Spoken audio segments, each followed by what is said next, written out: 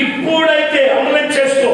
భూమి మీద కష్టపడిన నీ జీవితంలో నీవు పరలోకములో నెమ్మది కలిగి బ్రతుకుదువుగాక, నెమ్మది కలిగి జీవించదువుగాక. హల్లెలూయా.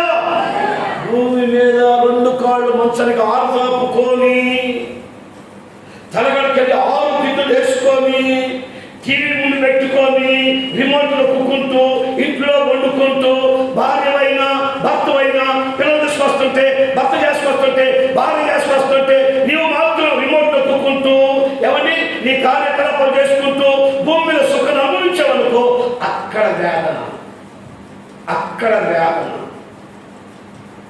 ఎవరో తల్లి చెప్పింది, అయ్యా ఇప్పటికి కూడా నేను కష్టపడుతున్నాను అయ్యా, ఇంకా కష్టపడు, చచ్చిపోయే వరకు కష్టపడు. ఎస్ఎన్ గారు ఒక మాట చెప్పేవాడు, రమేష్ మాస్టర్ గారితో చెప్పాడంటే ఒక మాట, అరే ఇప్పుడే కొంచెం దేవుడు ఆరోగ్యం ఇస్తే ఈ గోడలో మొత్తం ఒకసారి కదిలిస్తా అన్నాడంట. ఒక చిన్న గాలి పెట్టండి రా, ఓ మైకోట నోటికాడ పెట్టండి రా, ఇట్లాగే వండుకొని ఉంటాను, మరొకసారి దేవుడు నాకు అవకాశం ఇస్తే ఈ గోడలో నేను కదిలిస్తాను అన్నాడట. ఎప్పుడు? మరణం కాబోయే దినాలు, మరి 2-3 రోజుల క్రితం.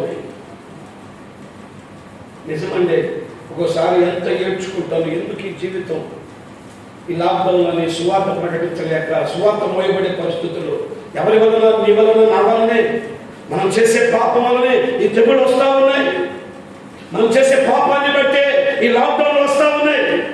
మనం చేసే పాపాన్ని బట్టే సువార్త మోయబడుతున్న పరిస్థితులు వస్తూ ఉన్నాయి. మనం చేసే పాపాన్ని బట్టే పరిశుద్ధ గ్రంథం వల్ల మనకు దొరకనటువంటి పరిస్థితులు రాబోతూ ఉన్నాయి. జాగ్రత్త పడు. ఈ పరిశుద్ధ గ్రంథం మరి కొద్ది సంవత్సరాలు పోతే మనకు దొరకదు. ఒక దైవజనుడు అంటున్నాడు, ఒక దైవజనుడు చెప్తున్న మాట తెలుసా? ఇదిగో ఈ రోజు వరకు ఈ పరిశుద్ధ గ్రంథం సజీవమైనదిగా ఉన్నది అంటే ఎంతో మంది చింపారట, ముక్కలకు చేశారట, కాళ్ళతో తొక్కారట, అయినా వాక్యం సజీవమైనది. Praise the Lord. హల్లెలూయా.